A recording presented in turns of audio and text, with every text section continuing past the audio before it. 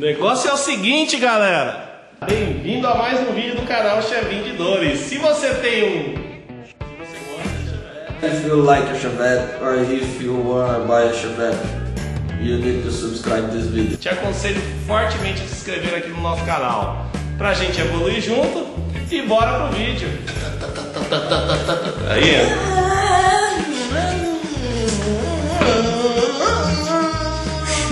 Você vai botar isso aí, né? o que? Eu vou colocar ali, velho.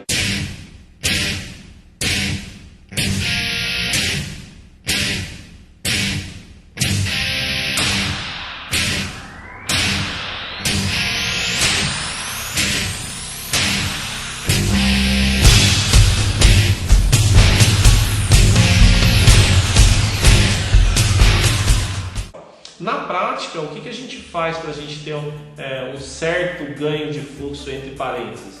A gente tira o cabeçote de 1.6 e coloca o cabeçote de 1.4. Né? A percepção que a gente tem na prática ao andar no carro é que a eficiência volumétrica aumentou um pouquinho. Né?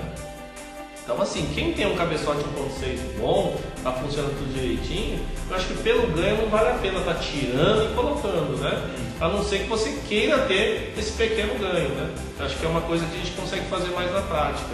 Já o pessoal que vai montar um cabeçote de Chevette preparado, né? Que vai investir em cima disso aí, que os custos são altos, sabe? Né? Você vai pegar um cabeçote 1.6 e mandar preparar?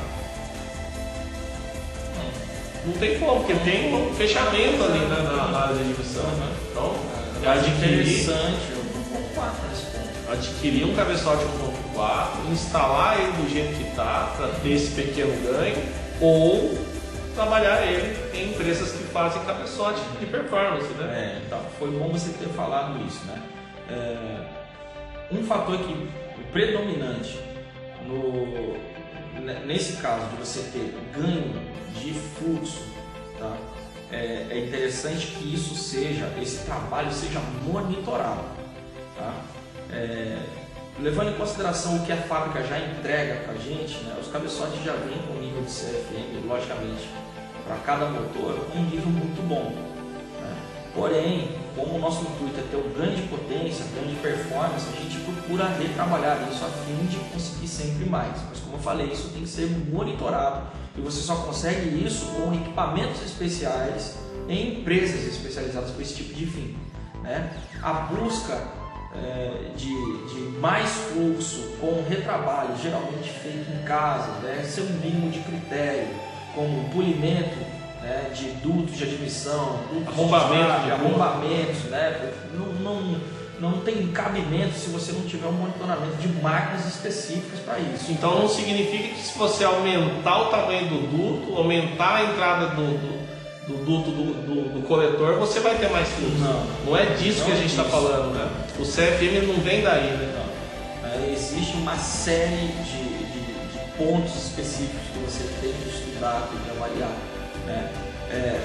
Aprender a interpretar, né? Fazer uma leitura dos canais de admissão de escape, saber onde você vai trabalhar, de maneira com que você possa aumentar o fluxo, e com isso vem o trabalho de repente ter que abrir ou fechar determinados pontos do duto, né? Locais onde você pode deixar liso ou locais que você obrigatoriamente precisa deixar rugoso, né? Isso tudo, todo um trabalho em prol de aumentar o fluxo. Então, trabalhar isso de forma separada, só arrombar, ou só deixar liso, ou só isso, só aquilo, aumentar as válvulas, como é muito comum, né? Não, aumenta a válvula que entra, ele vai ficar mais rápido. Não é sempre assim. Isso falando de uma forma técnica, né? Então, muitas vezes é melhor você deixar o cabeçote original e trabalhar alguns outros fatores externos sem mexer no stand original, que você vai ter mais ganho do que se de repente você alterar esses fatores. E numa dessas você acaba tendo um rendimento contrário. Você tem um rendimento contrário. Então, o intuito de ganhar você acaba perdendo em muito. Então, eu acho que o fluxo é muito importante de ser medido, né? Ser monitorado, igual você falou, através de máquinas, né? Isso. Existem máquinas, o pessoal que mexe com essa parte de performance de cabeçote, todos eles têm a máquina, né? Que é aquele negócio que pode ser medido, pode ser melhorado. Então, o cara vai lá, faz um retrabalho, né, com critério, vai lá e mede para ver se ficou melhor. Na verdade ele já mede antes, né? Ele mede o original, deu tanto CFM. Ele vai lá, faz o retrabalhinho dele, né? Com experiência, que um cara que faz cabeçote ele não nasce de um dia para o outro, né? Existe tempo para você adquirir experiência, e com a experiência dele ele vai lá, faz o retrabalho em dutos, faz o trabalho também no ângulo, né? De retífica das válvulas e de sede. Isso influencia bastante no fluxo também. E aí ele coloca lá a máquina e vê se aquilo que ele fez melhorou ou não, né? Sim. Isso se deu mais CFM, show, né? Uma outra coisa que eu acho que essa máquina faz é definir o quanto a válvula vai abrir, né? Você coloca, põe o tanto que é o original e mede CFM. Aí você vai lá, mede, coloca 1 milímetro a mais, né? O pessoal coloca 1 milímetro a mais ali, abaixando a válvula, é 1 milímetro? Isso, é 1 milímetro, de 1 em 1, 2 de 1 em 1, né? E aí vai aumentando, né? Conforme, se a cada 1 milímetro a mais que você acionou a válvula, que ele está aumentando o lift, né? Isso. A cada 1 milímetro que você abriu a mais, veio mais CFM, continua, né? Mais 1 milímetro, né? Mais 1 milímetro, e assim vai chegar uma hora que não adianta abrir mais, né? Você já vai começar a estagnar, né, o regime de entrada, de fluxo de ar. Então não tem por que você aumentar mais do que deveria. Chegando até um determinado ponto, deu ali o ponto máximo do CFM, tá bom. E aí você já sabe qual comando que você vai comprar. Pelo menos o lift você consegue definir. Né? Que você sabe que naquele lift ele vai ter o maior fluxo, porque está medido na máquina, né? A máquina não mente. Então, aquele negócio, mediu, é aquilo ali, coloca no motor que dá certo, né? Então, mais ou menos o pessoal saber como é feito, né? Esses cabeçotes de motores aspirados aí, super aspirados, né? Que é o que... turbo, né? Os turbos são bastante muito importante também, né? O turbo também é muito importante. Mas esses cabeçotes que são desenvolvidos aí para aspirado, o retrabalho de fluxo é muito importante, né, cara? E aí, se você tem mais fluxo, isso é mais número de CFM, que é medida em máquina, com certeza um aumento de eficiência volumétrica vai ser melhor, né? Mas por que o fluxo, né, esse arraste de entrar o ar para dentro do cilindro, né, é tão importante? Né?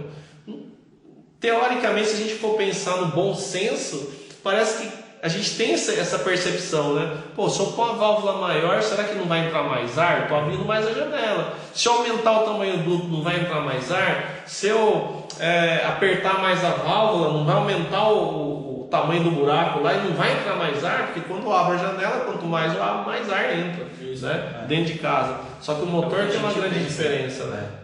O problema é a dinâmica do funcionamento, né? A velocidade com que as coisas trabalham.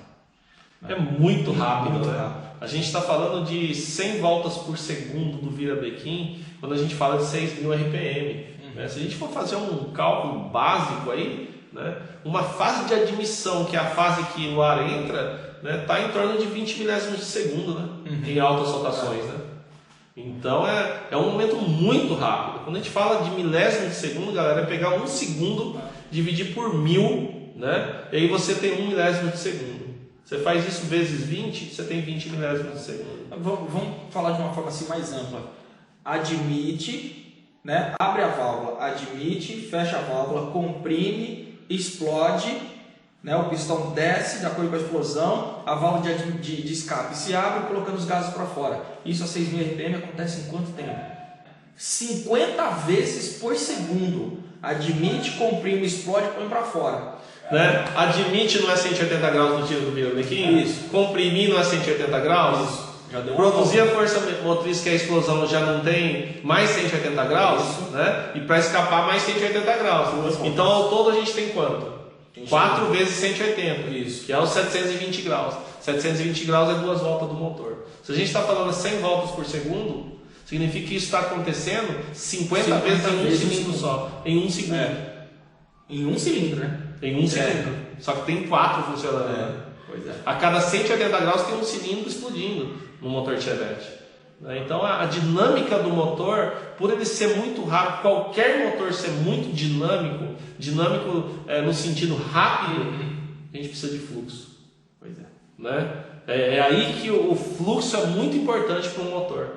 Né? Seja ele original ou seja ele de competição. né?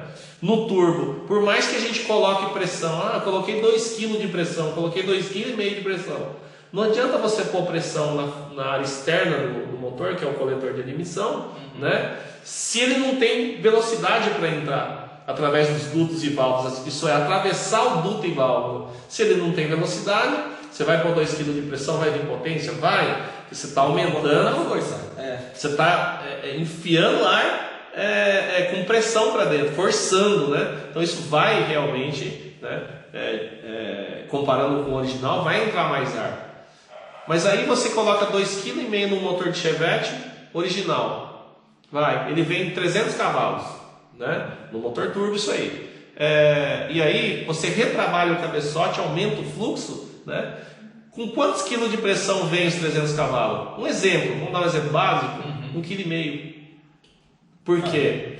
Melhorou o fluxo. Então você não precisa pressurizar tanta pressão, visando que você melhorou a eficiência, né, do transporte do... Fora que a pressão ela tem um ponto negativo, né? Porque ela pressurizar ar aumenta a temperatura do ar. E se aumenta a temperatura do ar, ele fica menos denso, né? Ele tem menos oxigênio entrando no cilindro. Então, uma série de fatores, pessoal, que a gente precisa ter base, precisa estudar e entender, né, para que você consiga agrupar essas informações e colocar isso em prática.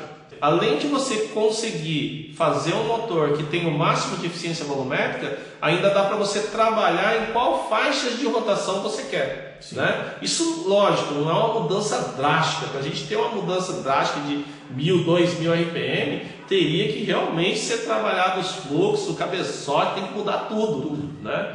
Agora, ter poucas variações que ajuda muito, talvez 200, 300 RPMs a mais, né, nessa faixa máxima de torque, já cria um resultado legal, né?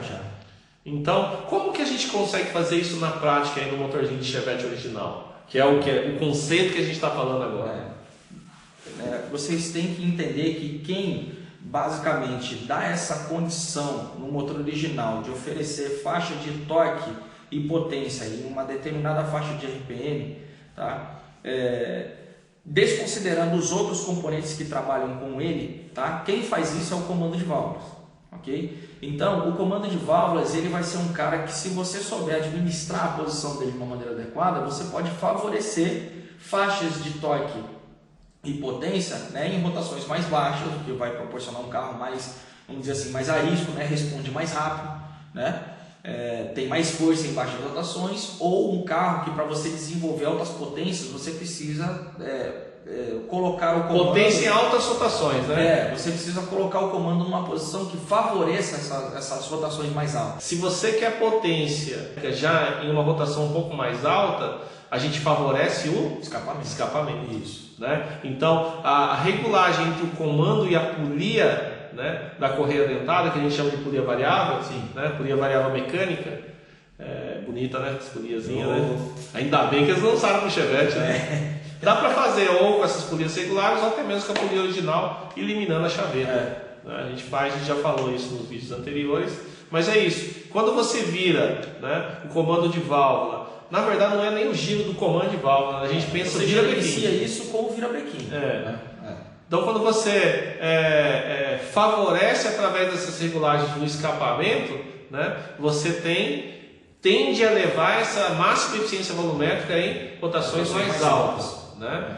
Já, se você quer o torque em rotações mais baixas, você favorece a admissão de misturar combustível, né? Então, dependendo do lado que você vai variar essa polia regulável, né, ele vai favorecer ou alta rotação ou baixa rotação, né?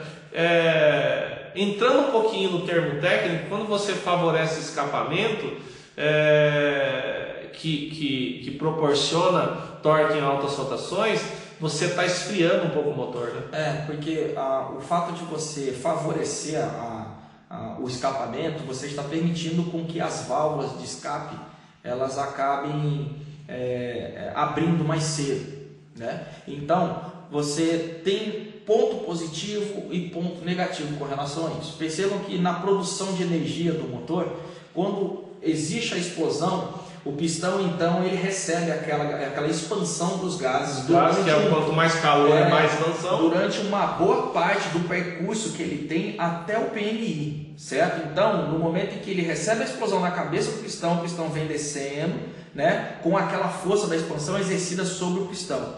Em uma determinada faixa do percurso do pistão, a válvula de escape ela vai se abrir para permitir com que os gases saiam. Então, se você tem uma válvula que demora um pouco mais tempo para abrir, você vai ter um aproveitamento maior dos gases empurrando o pistão até embaixo. Se você proporciona, isso vai fazer com que você tenha um pouquinho mais de potência ativa, né? Um pouco mais de deslocamento. Sim. Agora, quando você... Principalmente em baixas rotações. Exatamente. Agora, quando você começa a adquirir, o pistão começa a descer, e antes desse ponto de que a válvula de escape deveria, esse ponto original, a válvula de escape começa a abrir mais cedo, significa que na hora que ela abre, uma grande parte dessa expansão dos gases que está rolando dentro do cilindro, ele já vai sair porque está sob pressão. Ele está sob pressão. Então ele vai tendenciar a correr, tirando essa pressão sobre o pistão mais cedo, né? Então o que acontece? Compensação segurou menos o calor lá dentro. Isso. Então você tem o fator de que você perde a pressão em cima do pistão, né? Porque a válvula abriu mais cedo, mas em compensação você bota o calor para fora mais rápido, que você vai permitir com que as temperaturas do motor durante o funcionamento sejam mais acalentadas. Mas em compensação, para você conseguir permitir com que os gases continuem mais tempo agindo sobre a cabeça do pistão de uma forma mais intensa, obrigatoriamente você tem que subir o nível de RPM. Por isso que quando você favorece o escape, você começa a ter um carro que apresenta faixas de potência. Um exemplo, tá? Ao invés de ser lá nos 5.600, 5.700, ele começa a tendenciar a apresentar essa pancada de potência em rotações levemente mais altas. 5.800, 5.900, vai depender muito do regime que cada carro oferece. Alguns em rotações de RPM mais altas, outras nem tanto. Mas que você tem uma mudança significativa nessas faixas, você já tem, né? E a mesma coisa ocorre nas válvulas de admissão, quando você favorece a admissão para você ter mais torque. O carregamento, né, de ar e combustível do cilindro ele vai ter isso de uma forma mais intensa quando você tem rotações mais baixas, devido à velocidade do fluxo dos gases, né, que não está tão intensa porque as rotações já estão mais baixas. Então você consegue carregar melhor em baixas rotações. Você tem um ponto contra, que quando você consegue encher mais o cilindro, você tem mais ar e mais combustível. Significa que quando isso comprimir, as pressões vão ser maiores e a intensidade da explosão também é maior, o que vai refletir em maior calor, né? Então você acaba trabalhando com um motor que tem tendências a trabalhar com temperaturas mais altas, mas em compensação as cargas em baixas são muito mais brutas, né? Então, e isso, pelo motor oferecer bom regime nessa faixa, você começa a interferir nas altas. Então é um motor que responde bem baixo e em alta ele já começa a ficar um motor mais xoxo, mais chato. Isso dá para ter pequenas modificações só com a regulagem. Só com a regulagem. Da polia regulada. Exatamente.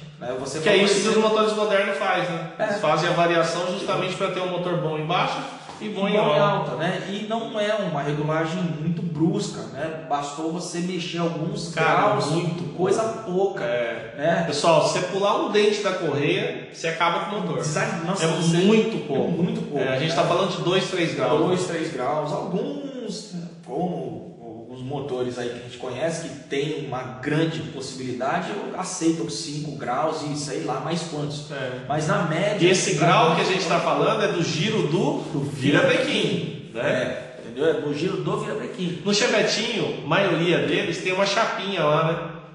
Tem. Você tem o ponto, aí tem tipo uma referência, né? De graus ali, né? Então é bom o pessoal estudar isso aí, ver quanto cada risquinho ali tem de grau, ganho de grau, perda de grau. Entendeu? Então dá para vocês terem uma referência baseada em alguns cálculos, né? Algumas informações, para você ter uma ideia do quanto seria, né? Com relação à volta que você dá no virabrequim, né? Pensem que uma volta completa dá 360 graus. Né? Então o que seria alterar esses fatores com 3 graus, 2 graus? Nossa, é coisinha um nível muito de precisão. né? Mas que realmente oferece sim resultado positivo, tanto para torque como para giro, né? Potência. E se haver exagero, vai dar para trás. Vai dar para trás, né? Outro fator que vocês podem também ajudar o motor de vocês a proporcionarem mais torque ou mais potência é com as regulagens de válvula, né?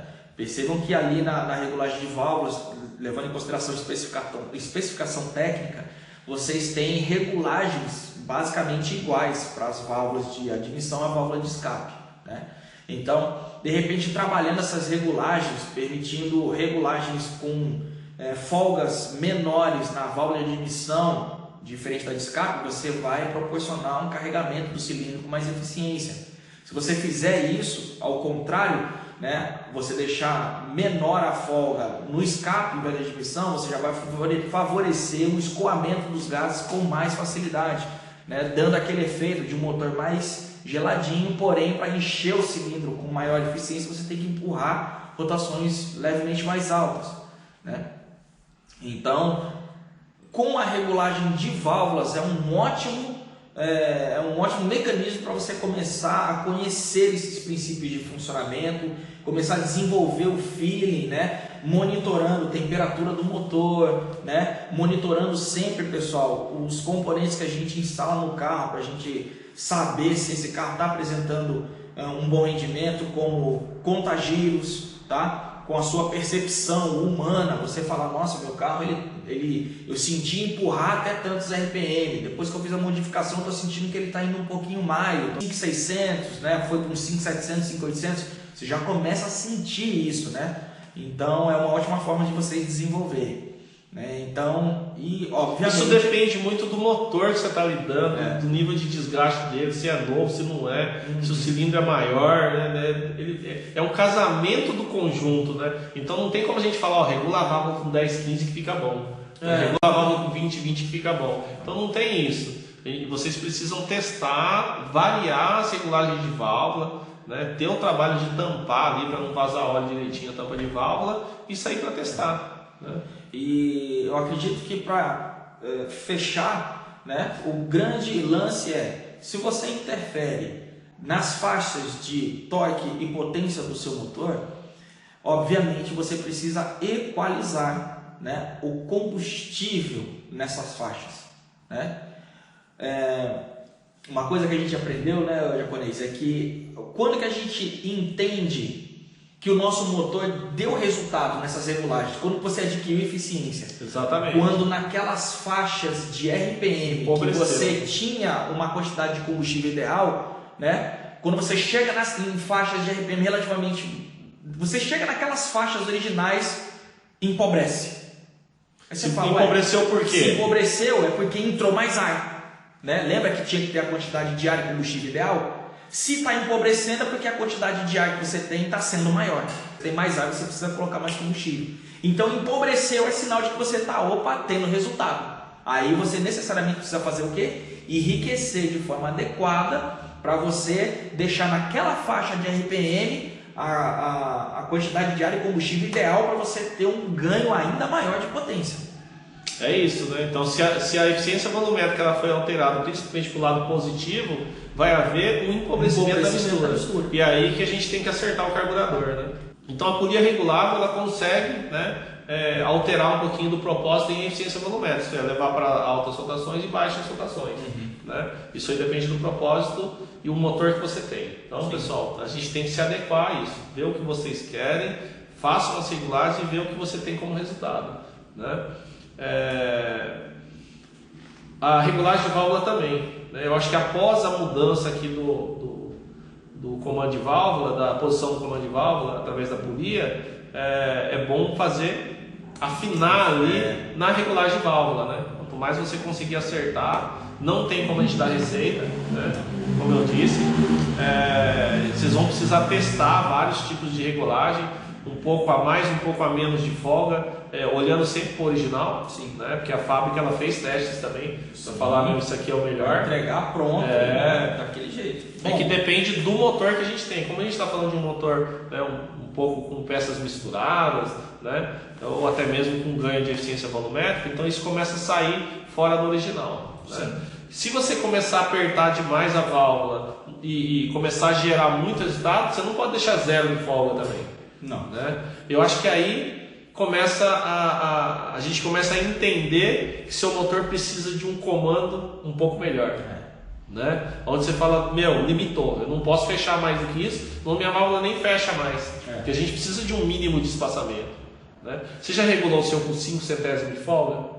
Não, né? Não. Acho que uns 10 já regulou. 10 eu já cheguei, mas 5 eu achei que ia ficar muito apertado, ia interferir no filme de óleo, nos componentes. Ia ficar a válvula presa, né? Ia ficar a válvula presa, fora o risco do desgaste das peças de forma prematura. Então você pode trabalhar, mas sem abuso excessivo, senão uma dessas acaba quebrando um componente, então, mas esse é o intuito, né? Chegou nesse nível, aí se você quiser continuar, exige, né? Você pegar um comandinho. E se for um comando muito grande, com lift muito grande, precisa mexer nas molas também, porque se você aperta essas molas, essa válvula tem que voltar, né? Isso depende das molas.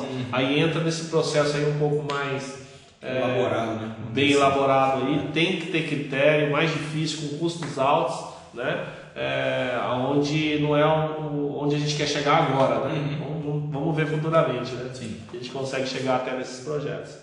Então, fechando, pessoal, essa parte, né, de eficiência volumétrica, quanto mais melhor, né, e o propósito dessa melhor eficiência em rotações baixas e altas através desse tipo de regulagem, a gente tem que pegar o combustível e fazer isso, trabalhar de forma harmônica. Como eu disse nos vídeos passados, né, no último vídeo, o combustível ele tem uma relação com o ar. Né? Uma relação ideal, né, que a gente chama de ideal estequiométrica, né? E a gente conheceu também as vantagens de enriquecer e empobrecer a mistura. No nosso propósito é sempre enriquecer, mas não pode enriquecer demais, senão começa a apagar a chama, né? Então, assim, no máximo, num motor aspirado, 15% de enriquecimento, né? Onde a gente vai ter o ganho de máximo torque. Né? Então, o carburador ele precisa acompanhar essas modificações de eficiência volumétrica que a gente fez. Né? E para isso, o que a gente tem como critério num carburador de Weber 460? Nós podemos trabalhar, né, gigles de combustível, né, e o de ar, relembrando que o giglê de combustível, quando você aumenta a quantidade de combustível. Né? Se você diminui a quantidade. O giglê de ar, ele já interfere de uma forma contrária. Se você aumenta a quantidade do giglê, você diminui a quantidade de combustível, que no caso você está empobrecendo a mistura. Você está pondo mais ar. Uhum. Se você diminui o giglê de ar, você aumenta a quantidade de combustível. Né? Agora, sabendo que através desses dois mecanismos a gente consegue enriquecer ou empobrecer, tá? Tem um que vai interferir de uma forma direta com relação aos níveis de torque e potência que você adquiriu, as novas faixas que você adquiriu com esses acertos de comando, regulagem de válvulas, né? Que seria um tubo emulsionador. Né? O tubo emulsionador ele é o cara responsável em entregar essas quantidades de combustível corretas naquelas faixas determinadas pelo fabricante. Então, se você permitiu com que a torque e potência subisse no gráfico, você tem que trabalhar com tubos emulsionadores que também consigam entregar, né, combustível de forma ideal nessas novas faixas que vocês estão trabalhando. Né? Então, essa é a grande jogada. Né? Tubos emulsionadores com orifícios maiores, né, mais para a ponta, né, mais para o fundo do poço, para ele manter a subida de rotação, isso é o nível do poço e conseguir manter ele enriquecido. Né? Então, vamos dizer assim, né, que furos grandes em cima, né, do tubo emulsionador e furos pequenos embaixo. Em cima vai te proporcionar uma quantidade de combustível maior em rotações mais baixas, onde, devido ao fluxo de ar, o consumo do combustível de dentro do poço não seja tão grande. Né? E conforme as rotações vão subindo, o nível, né, o consumo de combustível do poço vai baixando, ficando ao redor daqueles pequenos furos que não vai entregar tanto combustível, mas em compensação você tem um regime de consumo relativamente baixo. Né? Então é natural que lá em cima você não tenha a quantidade de combustível ideal, não apresentando as grandes potências que a gente procura. Agora, desculpa, interrompi. Pode falar. E quando você tem tubos que têm essas características de forma contrária, né, pequenos furos em cima e grandes furos embaixo, significa que com altos RPMs e alto consumo de combustível de dentro do poço, quando ela chega lá embaixo, no ponto em que já está o combustível, né, precisando de níveis de enriquecimento alto devido às altas rotações, é aí que entram os furos maiores. Eles vão demandar um combustível muito maior para poder enriquecer nessas faixas, pelo menos de forma ideal. Então eu estou conseguindo agrupar a informação. Se a gente mudou o máximo a eficiência, por exemplo, para as altas rotações, significa o quê? Quando a gente der uma puxada sem ter acertado o carburador, ele vai empobrecer em alta rotação, porque ele não está regulado para isso. Né? Aí você vai ver isso no medidor, no Hall Meter, que é a ferramenta que inicialmente a gente vai usar para poder estar fazendo o acerto. Isso, né? Mais barato, mais acessível. Lógico, ele tem menos sensibilidade do que a wideband, mas é o que a gente vai usar inicialmente para não encarecer, né? O pessoalzinho está conseguindo apalpar um projetinho, né? Porque você é louco, uma sonda com wideband está beirando R$1.000, né? É um recurso muito a sonda para wideband, né? A sonda wideband, a sonda própria para ele, mais o componente mais o visorzinho, mais o condicionador, então o projeto fica muito caro. Então não é isso que a gente quer. Vamos fazer um projeto mais barato, mesmo que ele tenha um pouco de ineficiência de leitura. Mas a gente vai estar sempre olhando para o Hall Meter, né? Que aí pelo Hall Meter a gente vai conseguir ver se as misturas estão ricas ou estão pobres.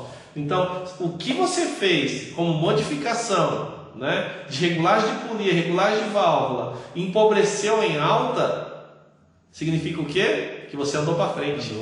Aí teve ganho. Né? Teve ganho, porque se empobreceu, entrou mais ar naquela faixa onde ele não está acostumado. Aí o que você tem que fazer? Adequar o enriquecimento de combustível, levemente, 10, 15% de enriquecimento nessa área. Né? E para isso a gente vai tendenciar a abaixar os furos maiores, né, que está em cima do tubo emulsionador para baixo. Né? Isso justamente é que a gente vai ter que explicar isso com desenho na lousa. Mas conforme o motor vai girando, o poço vem secando, né? E aí se ele vem secando e você tem os furos maiores em cima, vai entrar ar, né? Vai entrar maior quantia de ar e empobrecendo a mistura.